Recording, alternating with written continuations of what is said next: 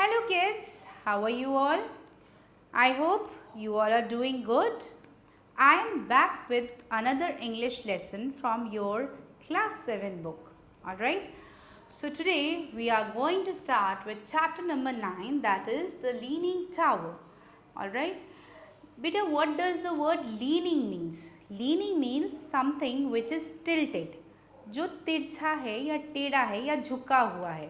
Alright, and there is a very popular monument, ठीक है, which is known as the Leaning Tower of Pisa. तो आज हम उसके बारे में पढ़ेंगे, ठीक है. Let's get started. Have you ever seen a very high building or a monument? Read a story of Leaning Tower of Pisa in this chapter. क्या आपने कभी कोई बहुत ही बड़ी और विशाल इमारत को देखा है? देखा है, हम सब ने कई जगह देखा है बड़े बड़े towers, buildings. Qutub Minar is one of the tallest buildings, है ना? So we have seen different kinds of buildings and monuments. Today we are going to read about one such monument, that is the Leaning Tower of Pisa. ठीक है? And you would be amazed to know कि Leaning Tower of Pisa World Wonders में भी आता है. ठीक है? Wonders यानी विश्व के अजूबों में से, 7 अजूबों में से एक है. ठीक है? Let's get started. There is a small town in Italy. This town is famous by the name of Pisa. Perhaps this town would have gone unnoticed from the eyes of the international community and tourists had not been there for the famous tower better known as the Leaning Tower of Pisa. So, Italy एक बहुत ही खूबसूरत शहर है जहाँ पे एक छोटा सा टाउन है जिसका नाम है पीसा. और ये टाउन शायद लोग नहीं जानते या इतना पॉपुलर नहीं होता अगर यहाँ रोज़ लाखों की तादाद में पर्यटक या टूरिस्ट नहीं आते. तो ऐसा क्या है उस जगह पे जो कि टूरिस्ट्स को अट्रैक्ट करता है? क्यों वहाँ पे इतने लोग, हज़ारों या लाखों लोग रोज़ जाते हैं? क्या देखने जाते हैं? Okay, it is better known as the leaning tower of Pisa. वहाँ पे एक प्रसिद्ध और विख्यात मॉन्यूमेंट है जिसको लीनिंग टावर ऑफ पीसा बोलते हैं. ठीक है? What makes this tower famous is it's bent. ये टावर इसीलिए फेमस है क्योंकि ये टावर दूसरे टावर्स की तरह स्ट्रेट नहीं खड़ा हुआ, ये बेंडेड है, यानी ये थोड़ा सा बेंट है अपनी जगह पे, टिल्टेड है, तिरछा है, टेढ़ा है. ठीक है? The tower is leaning south by 5 meters from the base. The tourists come here in hopes to see how a stone masterpiece could be bluntly stand against the laws of physics and gravitation. And what makes it terrific is the fact that the tower further tilts by few centimeters every year. तो ये जो tower है क्या देखने आता है? Tourist basically यही देखने आते हैं. वो इसी बात से चौंक जाते हैं कि कैसे एक मॉन्यूमेंट, एक पत्थर का स्ट्रक्चर टेढ़ा होके इतने सालों से अपनी जगह पे टिका हुआ है. और भी ज़्यादा आश्चर्यजनक क्या है? What is more strange that this tower keeps on tilting. हर साल थोड़ा थोड़ा शिफ्ट होता रहता है, मतलब हर साल ये हल्का सा मूव कर जाता है. ठीक है? Until recently there were the apprehensions that this tower could fall over and get destroyed any time. It was due to this fear the entry to the tower was closed for a considerable time. Of course, the government of Italy found it difficult to disallow people to visit and see the marvel. अब बीच में ऐसी एक अफवाह फैल गई थी कि ये जो टावर है ये किसी भी वक्त गिर सकता है, और अगर इतना बड़ा विशाल स्ट्रक्चर गिरेगा तो बहुत ज़्यादा क्या होगा, तहस नहस मचेगा, विध्वंस हो जाएगा. लोगों को एक्सीडेंट्स का थ्रेट था. जो टूरिस्ट है उन पे अगर टावर गिर गया उन्हें चोट लग सकती है.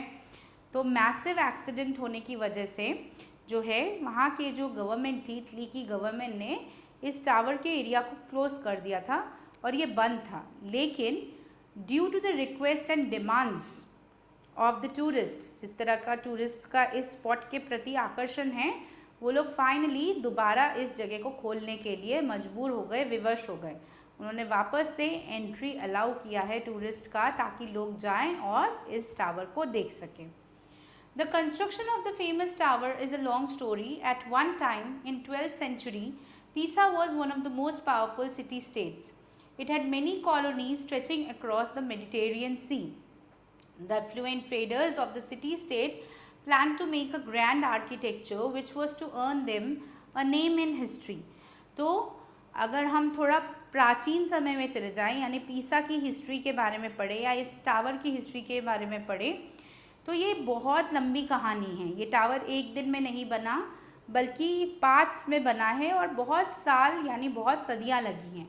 ठीक है, 12वीं शताब्दी की बात है. 12th सेंचुरी में पीसा पावरफुल सिटी स्टेट्स में से आता था. मतलब तब जो राजा राज करते थे उन किंगडम्स में से पीसा एक बहुत पावरफुल सिटी स्टेट हुआ करता था. ठीक है, और वहाँ पे बहुत सारे एफ्लुएंट ट्रेडर्स थे, व्यापारी थे, रिच मर्चेंट्स एंड ट्रेडर्स. उन्होंने सोचा कि क्यों ना हम एक विशाल आकृति या आर्किटेक्चर के थ्रू एक मॉन्यूमेंट बनाएं जो कि हमेशा के लिए हमारा नाम हिस्ट्री में दर्ज कर दे, यानी लोग हमें उस मॉन्यूमेंट के ज़रिए हमेशा याद रखें. और तब उन्होंने इसका कंस्ट्रक्शन यानी निर्माण शुरू किया. The construction began on August 9, 1173. ठीक है, इस डेट को इसका कंस्ट्रक्शन फर्स्ट टाइम शुरू हुआ. But a great mistake was committed then. एक बहुत बड़ी गलती हो गई थी. The architects mistakenly laid the foundation of structure on soft alluvial silt. It is said that this place was a buried river bed. अब आर्किटेक्ट्स ने क्या किया, कंस्ट्रक्शन शुरू करने से पहले वो जो ज़मीन है उसको अच्छे से स्टडी नहीं किया. उनसे एक गलती हो गई, उन्होंने इस ज़मीन की हिस्ट्री को नहीं टटोला और ये भूल गए कि पहले यहाँ एक नदी हुआ करती थी जो अब सूख गई है. और नदी जहाँ पर हुई होगी वहाँ पे एल्यूवियम सॉइल होगा, तो एल्यूवियम डिपॉजिट्स होंगे. तो नेचुरली वो मिट्टी जो है किसी भी स्ट्रक्चर को बहुत ज़्यादा दिनों तक पकड़ नहीं सकती. लेकिन उन लोगों ने इस बात को इग्नोर किया. उन लोगों ने बेसिकली इस बात के बारे में जानकारी हासिल ही नहीं की और कंस्ट्रक्शन शुरू कर दिया. ठीक है, the soft ground below had its effect in the beginning itself when the structure had hardly reached the first 4 stories. यानी पहली 4 मंजिलें बनते ही जो ज़मीन है वो सॉफ्ट थी, काफ़ी ज़्यादा मिट्टी तो सॉफ्ट थी, वो वज़न ले नहीं पाई और धीरे धीरे जो बिल्डिंग है वो थोड़ी थोड़ी करके ज़मीन के अंदर धंसने लगी यानी दबने लगी. The structure began to tilt northwards. अब ये नॉर्थ की तरफ जो है पहले झुकाव होने लगा.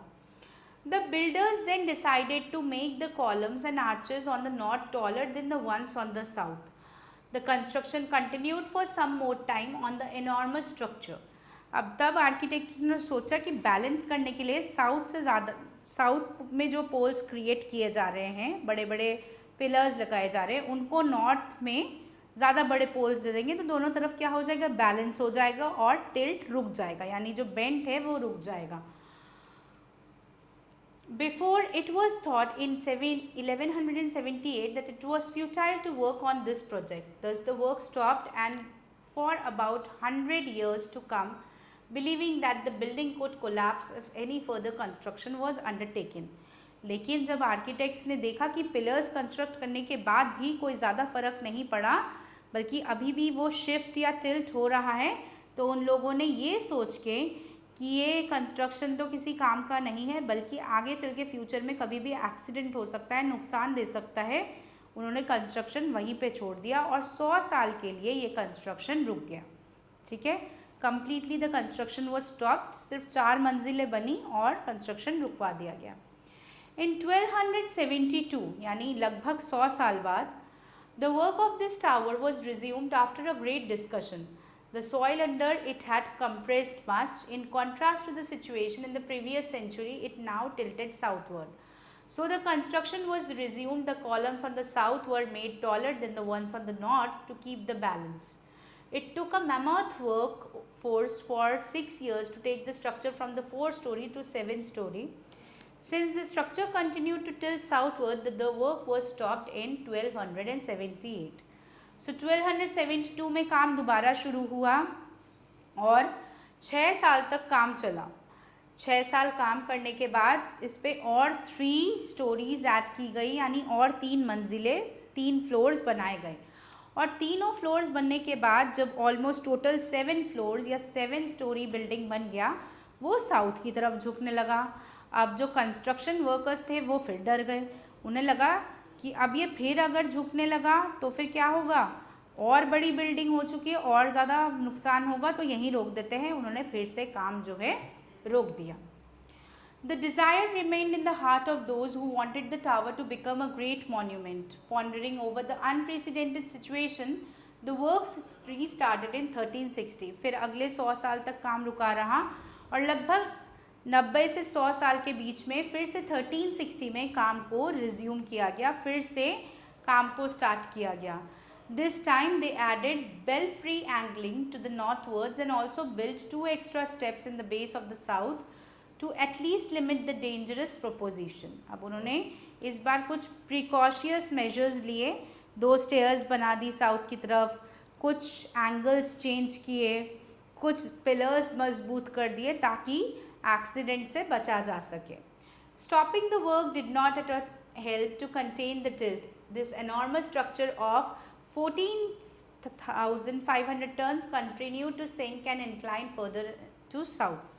Over a period of time, the structure sank almost 3 meters to south side, thus tilting from a meter 1.6 degrees 5 centuries ago to 5 degrees now. यानी 5 शताब्दियों में 500 years में 1.6 से अब 5 डिग्री शिफ्ट कर चुकी है ये tower.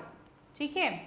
The beautiful foundation arcade to buried deep in the ground, और जो फाउंडेशन आर्केड था, जो फाउंडेशन फ्लोर था, जो बहुत ही खूबसूरत था, वो भी काफ़ी हद तक जो है ज़मीन में धंस गया है या दब गया है। Almost a disaster was caused in 1838 when a walkway was excavated around the base of the tower. It sank further down with its inclination increasing from 5 degrees to 5.5 degree. तो फर्दर क्या हुआ, वापस से 100 साल बाद मतलब 1838 में फिर से देखा गया कि ये और थोड़ा साउथ की तरफ झुक गया है, और जो पहले 5 डिग्री था वो 5.5 डिग्री चला गया है। The tower attracted the attention of Mussolini, the ruler of Italy, in 1938. Mussolini, who was ruling Italy in the year 1938, he attracted the tower, है ना। He thought this is such a beautiful construction, किसी तरीके से अगर इसको ठीक ठाक करके वापस से कंस्ट्रक्शन को स्टार्ट करवाया जा सके।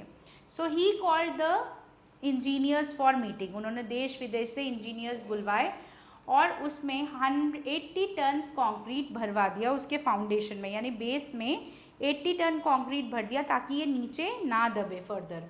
But it did not help, the tower continued to tilt southwards. लेकिन इससे भी कोई फ़ायदा नहीं हुआ, टावर फिर भी जो है साउथ की तरफ झुकता रहा। Can you see children, this is the beautiful tower and as you can see ये जो नीचे का एरिया है ये काफ़ी हद तक दबा हुआ है। यहाँ पे तो फोटोग्राफ में तक क्लैरिटी नहीं है, बट अगर हम इसे देखेंगे ध्यान से तो ये दबा हुआ है। Alright, some temporary measures were undertaken in the intermediate period but without any success. कुछ टेम्पररी मेजर्स और लिए गए कि किसी तरीके से अगर things could be made better, but it was of no use. By 1989, it had come to be believed that this magnificent structure was going to be lost forever and that it would be available only in photographs. So 1989 में लोगों ने ये मान ही लिया था कि ये तो ख़राब हो ही जाएगा, ये टावर किसी भी दिन गिर के पूरा तहस नहस हो जाएगा और लोग सिर्फ इसको हिस्ट्री में फ़ोटोग्राफ्स के तौर पे ही देख पाएंगे। The imminent destruction of the prestigious tower was to be checked at any cost, decided the Italian government, and it launched a determined effort in March 1990. So finally, Italian government ने सोचा कि इतना बड़ा स्ट्रक्चर टूट जाएगा तो फिर बहुत मुश्किल हो जाएगी, तो बेटर है कि हम कोशिशें करें, दोबारा एक रीलॉन्च स्टार्ट करें कि किसी तरह टावर को अगर प्रोटेक्ट किया जा सके। The Prime Minister could see through that most of the committees formed to contain tilt and failed because the inter-ministries rivalry and competition. So he formed a committee directly under himself to ensure that the work went smoothly. अब prime minister ने पुरानी reports को जब बहुत गौर से पढ़ा, उन्होंने देखा कि ये सब जो कंस्ट्रक्शन में थोड़ी बहुत लूप होल्स थी एक्चुअली इंटरनल राइवलरी की वजह से थी। हर कोई एक दूसरे के प्रति एक जेलसी रख रहा था, दूसरे से ज़्यादा बेहतर प्रूफ करने की कोशिश कर रहा था खुद को। तो that is why they did not pay attention to the construction work properly. तो इस बार जब कमेटी का गठन हुआ तो प्राइम मिनिस्टर ने डायरेक्ट लिंक रखा, बीच में कोई मीडिएटर या मिडिलमैन रखा ही नहीं। वो डायरेक्टली ही सुपरवाइज करने लगे कंस्ट्रक्शन वर्क को. Alright, the committee consisted of 14 various specialist from all over the world. और इस कमिटी में 14 स्पेशलिस्ट थे आर्किटेक्चर से रिलेटेड, जो बिल्डिंग साइंस में स्पेशलाइज करते हैं, और वो वर्ल्ड के कोने कोने से आए. Prime minister directly without any interference dealt with them. ठीक है, उन्होंने किसी की भी कोई इंटरफेरेंस नहीं मानी और वो डायरेक्टली उनसे डील करते थे. In the initial stages, the committee decided to straighten the tower so that it would be not topple over. Initially, committee ने सोचा क्यों ना हम किसी तरह इस टावर को सीधा कर दें, लेकिन क्या ये पॉसिबल था? क्योंकि ये टावर बहुत सेंचुरीज से ऐसे ही है, तो पॉसिबल तो नहीं. That was not possible, but that required pouring more concrete under at the base.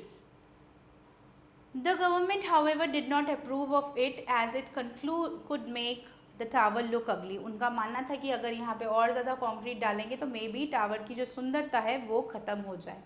Deliberations went on, and in the year 1995 it was decided that a concrete ring around the tower base would be created, founding it into the sand 50 meters deep. But a great mistake was caused by the engineers also. अब engineers ने सोचा क्यों ना हम एक काम करते हैं, एक कंक्रीट का बड़ा सा रिंग बना देते हैं टावर के चारों तरफ, जो कि उसको प्रोटेक्शन देगा या सपोर्ट देगा. लेकिन इंजीनियर्स से यहाँ पे भी एक गलती हो गई. What was the mistake?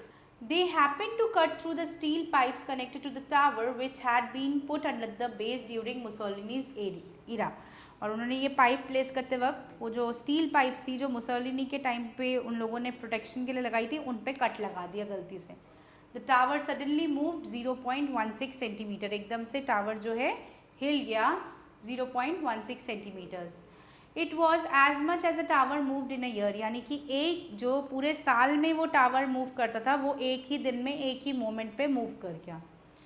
It alarmed the engineers, planners and the committee members and the government. Faxes began to be sent, telephone calls were incessantly ringing. अब चारों तरफ लोगों ने अफरा तफरी मच गई, हड़बड़ी मच गई, चहल पहल हो गई कि क्या करें. अगर टावर गिर गया तो पूरी दुनिया भर में कॉल्स जाने लगे, डिफरेंट गवर्नमेंट्स, डिफरेंट कमिटीज से कंसल्टेशन होने लगा कि क्या किया जाए. Many endeavors that failed, but no solution was in sight. At last, in 1999, it was decided to remove tons of soil from the high end of the tower to stabilize it. So finally 1999 में ये सोचा गया कि नीचे जो बहुत मिट्टी collect हो गई है उसको थोड़ा सा निकाला जाए, उसमें से उसको निकाल के फिर कोशिश करते हैं कुछ अगर किया जा सके. So they started this, and this time when they did the work they did it with utmost care, बहुत ध्यान से. It was at this stage that it was found out that the movement of the tower was susceptible to the weather changes too. अब यहाँ इस point पे पता चला engineers को कि एक्चुअली टावर वेदर चेंजेस के हिसाब से भी मूव करता है. यानी जैसे जैसे वेदर चेंज करता है टावर में भी कुछ ना कुछ चेंज आ जाता है. Whenever wind blew from the Alps, Alps is a mountain range. जैसे हिमालयाज माउंटेन रेंज है, उसी तरह Alps is also a famous mountain range. तो जब भी हवाएं एल्प्स की तरफ से इस तरफ आती थी, the tower leaned further south and after it stopped it regained some previous situation. यानी जब हवा आएगी तो वो साउथ की तरफ झुकेगा और जब हवा रुक जाएगी तो वो वापस थोड़ा सा वापस अपनी जगह पे आ जाएगा.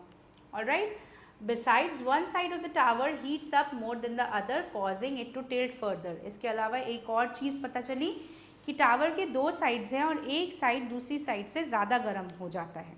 ठीक है, तो वो भी हीट भी कहीं ना कहीं प्रेशर क्रिएट करके उसको टिल्ट के लिए मजबूर कर देती है या झुकने पे मजबूर कर देती है. The needful stabilization process was undertaken by stacking further 660 tons of lead weights लगाए गए 660 टन्स के, ताकि स्टेबलाइज किया जा सके टावर के बेस को. The engineers and the other tower professionals discussed taking into account every detail and part of the tower. और इस बार इंजीनियर्स ने कोई गलती नहीं की, वो हर एक माइन्यूट डिटेल्स को बहुत गौर से नोट करके तभी कोई भी स्टेप ले रहे थे. It was finally hoped that this 56-meter high tower would not give for another 300 years. Let us hope that this prediction of the engineers come true.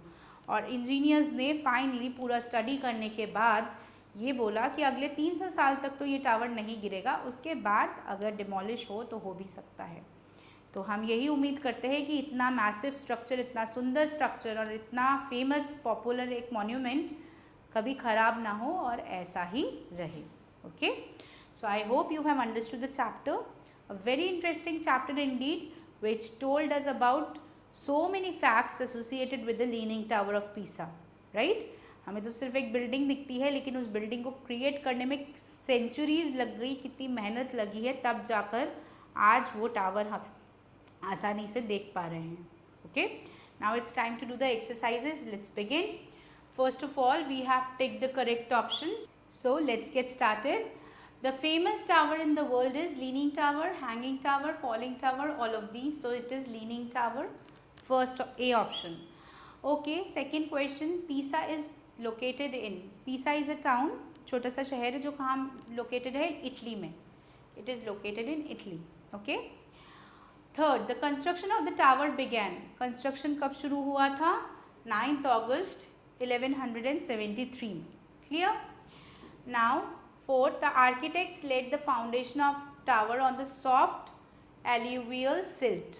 River bed के ऊपर था ना, रिवर बेड सूख चुका था तो alluvial silt था. Fifth, structure of the tower began to tilt on the northwards. पहले northwards था, initially tilt कहाँ हुआ, northward then southward. ठीक है. Sixth, to remove tons of soil from the high end of the tower was decided in. Tons of soil remove किए गए soil पे से, कब रिमूव हुआ ये, 1899 में. ठीक है, let's move further. Next exercise says fill in the blanks. Fill in the blanks, let's discuss them one by one. The dash under it compressed much, the surface under it, the soil under it compressed much. Okay. Second one, stopping of work did not help to contain the tilt or the bend. ठीक है, work stop करने से कोई भी चीज़ stop नहीं हुई, खतरा भी नहीं टला और बेंट भी होना बंद नहीं हुआ. Third one, the tower is famous by the name of leaning tower. Tower किस नाम से फेमस है, leaning tower of Pisa. Fourth one, the dash come here in dash to see it. The tourists come here in hordes to see it. यानी हज़ारों की तादाद में पर्यटक यहाँ पे आते हैं. Okay. Fifth one, the dash of the famous tower is a long story. The construction of the famous tower is a long story. Six, the tower suddenly moved 0.16 centimeters. All right. 0.16 centimeters. So with this we are done with the fill in the blanks. I have discussed each and every blank with you. I hope you have noted them down in your notebook. Now let's proceed to the next exercise. The next exercise says, exercise number C, tick the true statements with a tick and cross out the false statements. So let's begin. The Leaning Tower is located in USA. No, it is located in Italy, in Pisa. Okay. Second, the tower is leaning north by 5 meters from the base. No, it is leaning south. This is false. Third one, the entry of the tower was opened recently. Yes, it is. It has been. Fourth, the construction was started on August 9, 1173. Yes, it is true. The tower attracted the attention of Hitler. No, it attracted the attention of Mussolini. So this is false. Alright, so we are done with the true and false also. So children, now we are left with the last part of the exercise, that is question and answers. I would be discussing each and every answer with you, and you can note down the key points in your notebook, and then later on you can complete them. Okay, let's get started. First question, where is the Leaning Tower located? कहाँ पर है? The Leaning Tower is located in a small town named Pisa in Italy. Okay, or you can also write the Leaning Tower is located in Pisa in Italy. Both are correct. दोनों ही सही है. Second question, what was the mistake committed by the architects when laying the foundation of the tower? The architects, while laying the foundation of the tower, ignored the fact that The foundation was laid on soft alluvial silt deposits. They did not research that the land was earlier a river bed. Okay. Third question, why was the work of the construction of the tower stopped? The work of the construction of the tower was stopped because everybody had a fear that this tower can't fall any time and it might cause accidents. That is why the construction had to be stopped. Next, fourth, what was the contribution of Mussolini to the tower? Very important. Mussolini, who was ruling Italy for initial days, he got attracted to the tower and he thought of somehow reconstructing the tower. So he called a meeting of the architects and asked them to provide support to the tower. ठीक है, tower को support देने के लिए कहा, and they used 660 tons of steel and lead pipes to support that tower. All right. Okay, fifth one, how long is the tower expected to stand?